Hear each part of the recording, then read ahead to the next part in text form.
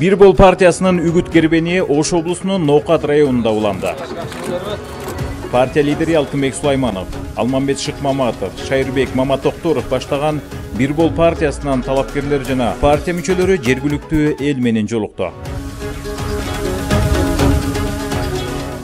Партия лидери Алтынбек Сулайманов эл менен жолугушууда өлкөбүз тазаланууга, таза инсандарга муктаж.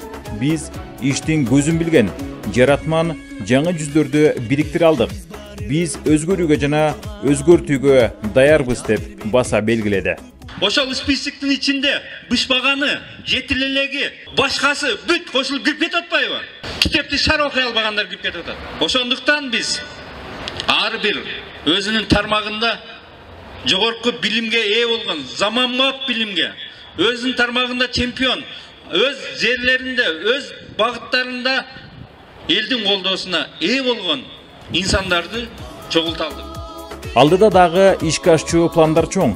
Заманбап билимге ээ болгон жаштар командасы шайлоого аттанып жатат. Биз чоң реформаларга муктажбыз. Ошондой реформа жасай турган, ошолорду жасай ала турган эрки бар, билими бар, деңгээли бар инсандарды жинай алалы. Бул реформа жасаш үчүн эң биринчи каалоо, терең билим, анан эрк керек. Ушул 3 нерсе керек. Бул 3 нерсе бизде бар. Билим да бизде, билек да бизде. Кудай буйруса, ушул реформаларды жасайбыз.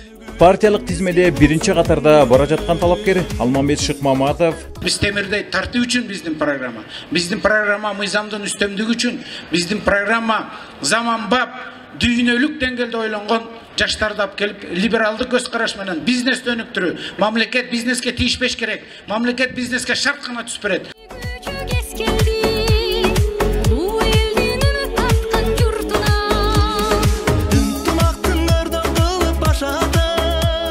Үгүт кербени андан ары партия лидери Алтынбек Сулаймановдун туулуп өскөн Ноокат районунун Шаңкөл айылында уланды. Айылдаштары жылуу тосуп алып, аксакалдар бата берди лидерге. Нелерди гана кылганга жардам берген жок.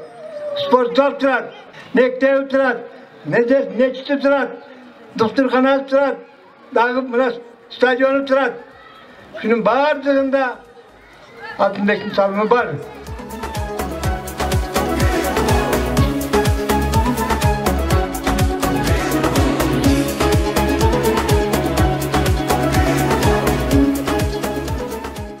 Бир Бол партиясы үгүт кампаниясын тазалан аттуу экологиялык акция менен Бишкекте баштаган.